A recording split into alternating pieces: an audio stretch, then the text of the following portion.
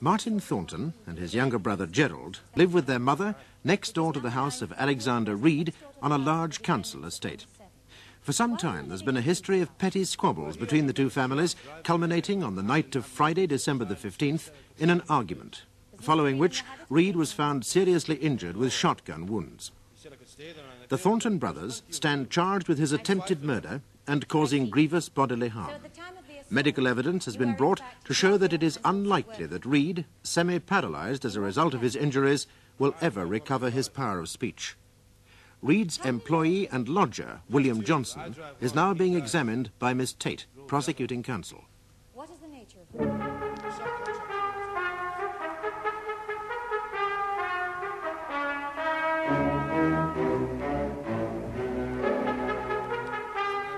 since they done him.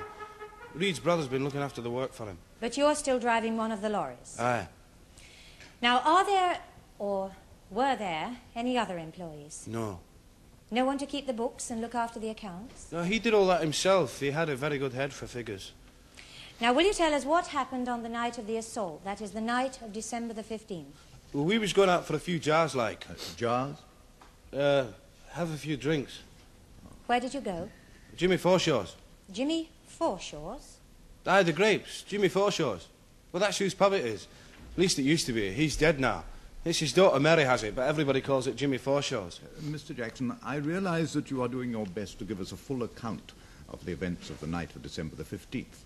But would it not be possible for you to be a little more concise in your replies to counsel? Concise? Brief, Mr. Johnson. Brief. So you went to the Grapes public house. At what time was that? To be about 8 o'clock to past. Did you go to any other public houses that night? No, just Jimmy. Just the Grapes. Now, you stayed in the Grapes all evening. Until what time? Just before the Charles went out. Miss Tate... Before closing time, my lord. Why was that?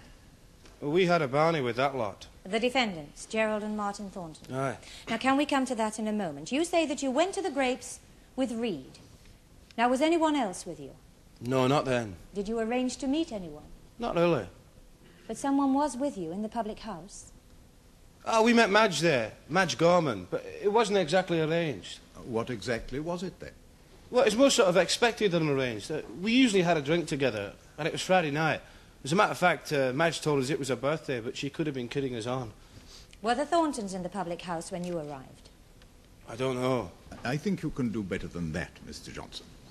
Were the Thornton brothers in the public house when you arrived, or not? I don't know. Mr. Johnson, I must remind you that you are on oath, and this court may take a dim view of any prevarication on your part. Prevarication. Could you break that down for me, sir? Evading answering.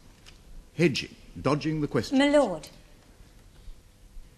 Mr. Johnson, there has been a singular lack of cooperation in the way in which you have been giving your evidence.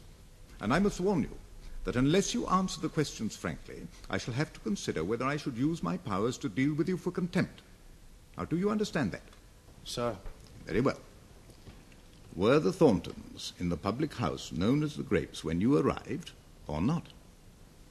Well, I don't know, sir. I have warned you, Johnson. If it please your lordship, I think I may be able to explain. Now, why do you say you don't know? Well, it's the pub. Go on.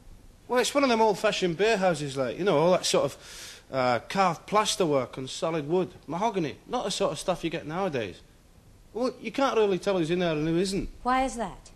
We're so separate, you know, cubicles with high backs like. Well, anybody could be sitting there all night and you might never notice them. So when did you first notice Martin and Gerald Thornton in the bar? Well, when it was my turn to push the boat out. When it was your round? I am most obliged, Miss Tate. Aye. Well, I was up at the bar getting them in and Jerry was there. Gerald Thornton. Aye. Did he say anything to you? No, he just nodded. We weren't speaking to each other on account of the things that had happened. What sort of things? Oh, it wasn't between me and them, it was Sandy. Alexander Reed. Yeah, they'd been rowing long before I knew them. Sometimes there was talking, sometimes there wasn't. And on this particular night, they weren't talking? Well, not at first. Then Martin sent a drink across for Madge's birthday.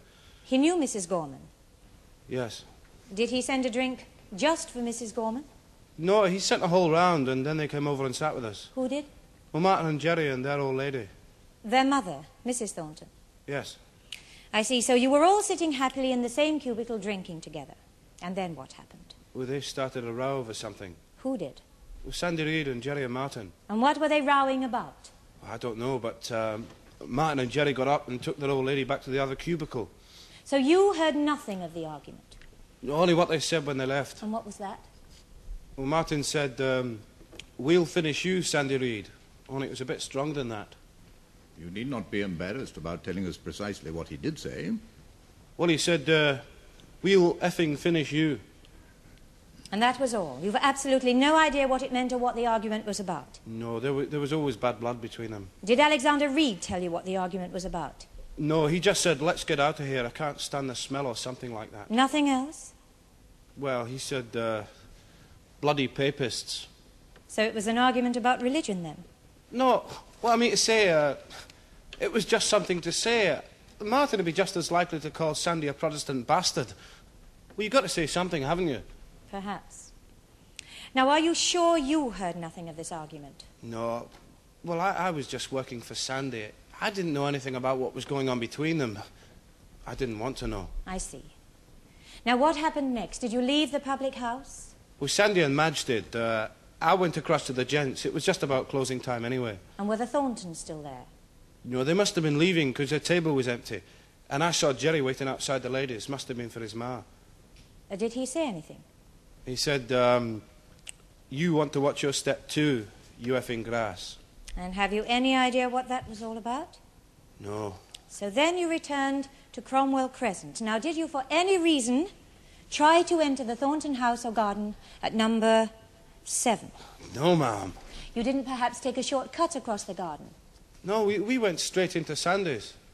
Were there any signs that the Thorntons were home yet? No lights on. So if they did leave the public house at the same time as you, then for some reason they'd not gone straight home. Oh, my Lord. At all events, you formed the impression they'd not gone straight home. That's right.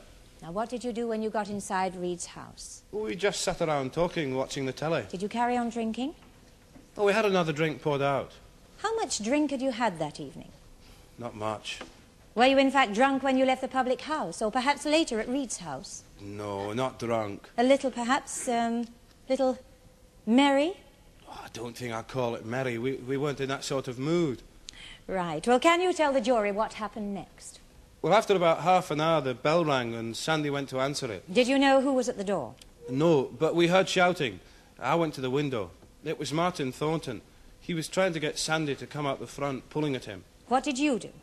Well, I went through the kitchen and out the back door. Now, Reed, you say, was in the hallway, and Thornton was more or less on the doorstep outside. Now, did you have to go through that hallway in order to get to the back door? No, it's one of them what they call open plan. The front room and the kitchen have this sliding partition in between. Why didn't you go to the front door? I don't know. I just went through the back door and round. I think now, there must have been some reason. No, I don't know. Well, the front hall's very small and narrow. So you thought that if there were going to be a fight of some sort, you might as well conduct it in the open. I suppose so. You can't really think when these things are happening. So you went around the house to the front, rather than go straight to where Reed and Thornton were arguing? Or were they fighting by now? It takes two to fight. Would you answer the question, Mr. Johnson? Well, Sandy wasn't doing anything. Martin was still trying to pull him out, and Sandy was holding back. Carry on, please. Well, as I got round the corner of the house, I saw Jerry Thornton over on their side. He had something in his hand. I thought it must have been a spade or a pick handle or something. Well, it was very dark round the back and the lamps weren't working. The street lamps in front? They don't last 10 minutes without the kids smashing them up. And what happened then? Well, Jerry climbed over the fence at the side and started sneaking up the path to the front. I just slid up on the quiet after him and looked round the corner. And what did you see? Well, Jerry was holding this shotgun. Now, you're quite sure of that? You've just said it was dark. I was a lot nearer now, though, wasn't I? And the light was on in the hall, shining through the front door. Now, was Gerald Thornton just holding the gun, or was he pointing it? Oh, he was pointing it. He was aiming it at Sandy from about 5 or 6 foot away. What was Martin Thornton doing at this time? He was still trying to pull Sandy out. I see. But Gerald Thornton was pointing the gun at Reed. He wouldn't have been pointing it at his own brother, would he? And then? Well, Jerry was saying, stop the blathering and leave hold of him, Martin. Let's finish the bloody thing once and for all. Let's finish the bloody thing once and for all. Now, those were his precise words. More or less. And then? Well, as I slid up to the corner, I tried to grab the gun. Jerry started kicking at me to keep off and swinging the gun barrel. And then Martin came across and put the boot in. He kicked you? Aye, right down below. Did you fall? Aye. I was still grabbing hold of Jerry, though, and as I hit the ground, he fired the gun. You were still holding on to Gerald Thornton at the time the gun went off? No, no, definitely not. I was on the ground, and Martin was kicking me all over my head. Then I heard the gun go off. Now, there is absolutely no question of it going off by accident while you were struggling with the Thorntons. No, how could there be? Well, he fired both barrels, and you can't do that by accident. You heard both barrels fired? Aye, one after the other. Then? Well, they cleared off. And you made no attempt to follow them? No, they just done me over, and they had the gun, hadn't they? Well, I got up and went over to see what had happened to Sandy. And by this time, Madge was standing there screaming her head off, so I took her in the kitchen and made her a cup of tea to calm her down. And we know that afterwards you informed the police. Aye. Thank you.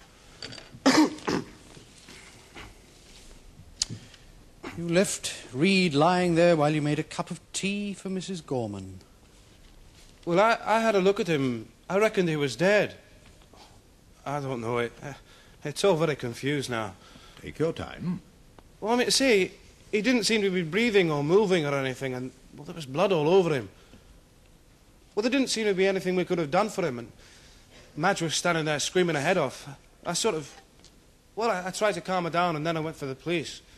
Mr. Johnson, according to the medical records, all this happened at approximately midnight, and yet it wasn't until after 1 o'clock that you notified the police. Now, was there some reason for that delay?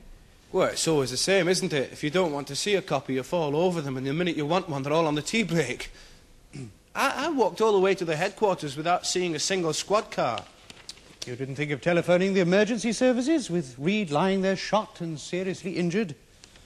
Well, I didn't know he was alive. I thought they'd done for him.